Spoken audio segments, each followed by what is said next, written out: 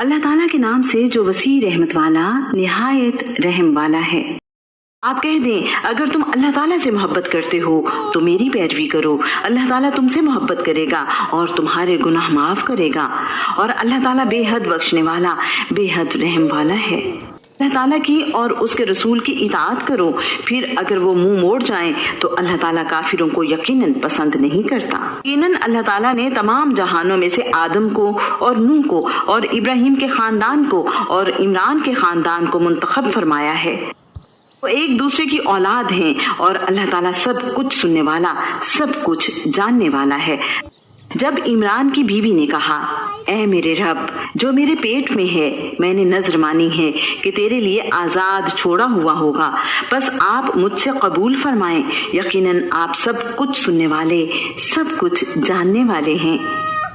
پھر جب اس نے بچے کو جنم دیا تو کہا اے میرے رب میں نے تو لڑکی کو جنم دیا، حالانکہ اللہ تعالیٰ خوب جانتا تھا جو اس نے جنم دیا، اور لڑکا تو لڑکی جیسا نہیں ہوتا، اور بلا شبہ میں نے اس کا نام مریم رکھا ہے، اور یقیناً میں اس کو اور اس کی اولاد کو شیطان مردود سے تیری پناہ میں دیتی ہوں۔ تو اس کے رب نے اسے اچھی قبولیت کے ساتھ قبول فرمایا اور اس کی بہترین پرورش کی اور زکریا کو اس کا سرپرست بنایا۔ زکریا جب کبھی اس کے پاس عبادت خانے میں آتے اس کے پاس رزق پاتے، وہ پوچھتے مریم یہ تیرے پاس کہاں سے آیا؟ وہ کہتی یہ اللہ تعالیٰ کے پاس سے ہے، یقیناً اللہ تعالیٰ جس کو چاہتا ہے بے حساب رزق عطا فرماتا ہے۔ وہیں زکریا نے اپنے رب کو پکارا، اس نے کہا اے میرے رب مجھے اپنے پاس سے پاکیزہ اولاد عطا فرما، بلا شبہ تو ہی دعا کا خوب سننے والا ہے۔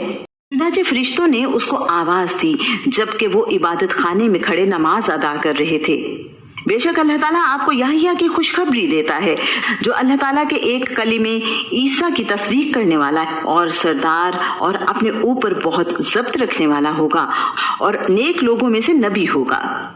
زکریا نے کہا اے میرے رب میرے ہاں بیٹا کیسے ہوگا حالانکہ یقیناً مجھ تک بڑھاپا آ پہنچا ہے اور میری بیوی بانجھ ہے۔ اللہ تعالیٰ نے فرمایا اسی طرح اللہ تعالیٰ جو چاہتا ہے وہ کرتا ہے۔